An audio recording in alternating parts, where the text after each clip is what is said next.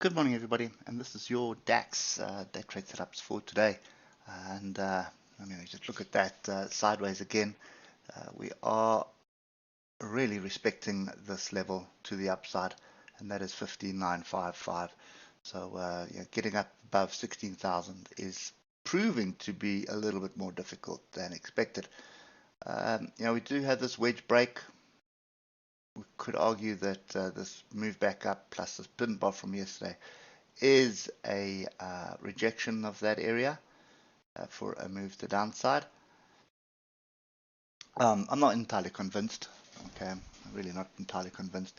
We do have, it's not quite diversions, but we do have a grouping forming at the moment of the oscillators, and we'd obviously want to see some kind of move back. But we are in an uptrend, so just bear that in mind. And the more you drill through the different time frames, you can see the 3 hour, we do have a crossover of the oscillators, and it does look like we have some structure here forming. Let me just do that. So there is the range we're in. So obviously strong uptrend. Look at the moving averages. Definitely don't want to be going against the trend. However, inside bar, pin bar, but then we sort of went above it. We didn't quite close above it. We rejected that area as well. So there'll be some shorts that were there that are probably still in play. There's another signal there for shorts, another inside bar. And there is another one there going into Friday. And then we have yet another one from yesterday. So number of short signals at a major level. And when you drill down to the hour, it starts getting a little bit clearer. You can see big down, big up, big down, big up. But the important part here is, look at this. We've been testing that level. Looks like it's trying to form this big inverse head and shoulders at the top here. And now we are easing off again. I just want to pop down to 50 minutes. This is still ranging in my view, so it's not something that I'm really keen. Bit more structure than what there was on the S&P yesterday. You can see we're sort of respecting the moving averages until this morning, and we've broken through with a grouping to the downside. So probably buyers coming in here again to push it back up, but to push it back up where is a big question. I really don't see anything that's convincing me of a move to the upside. I see a little bit more structure brewing for a move to the downside. But this level here is the line in the sand. That's 15,867. So I think it would be safe to do this. Pick up that level and pick up that level there. Pop back down to the 15 minutes. You can probably do it on the 5 minute or so.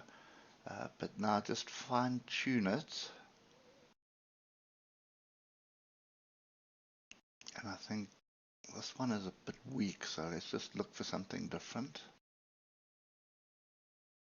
So much. There's one there. Let's put the third one in like that. So if you look at the crossover on the 15 minutes here, we've got a crossover here. Obviously on the hour, we don't really have any crossovers just yet. And this was a strong move on Friday.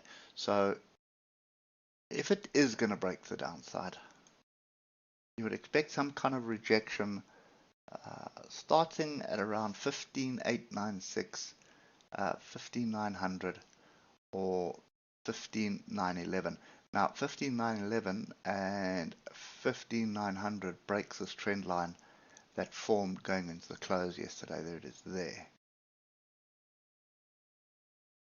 I don't know if that's actually a wise decision.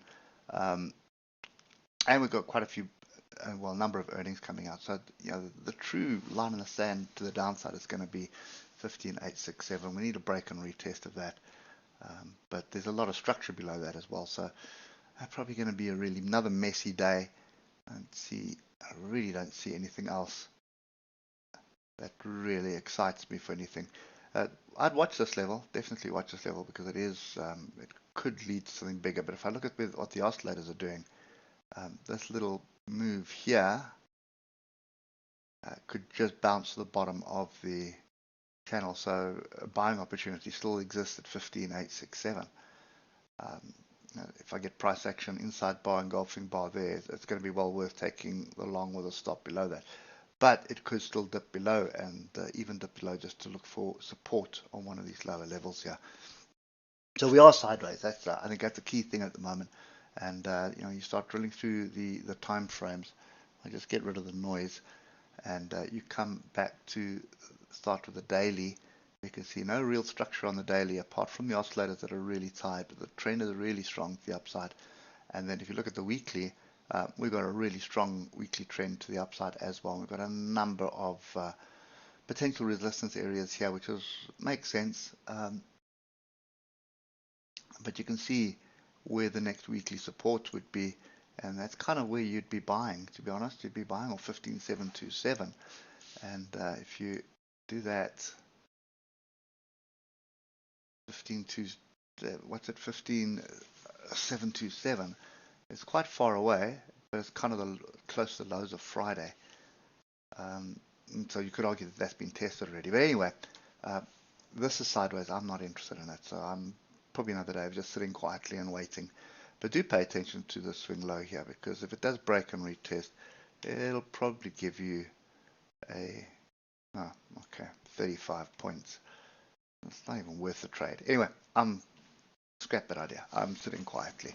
Not going to bother trying to burn myself here. Hope it helps, and we'll catch up with you tomorrow morning. Cheers for now.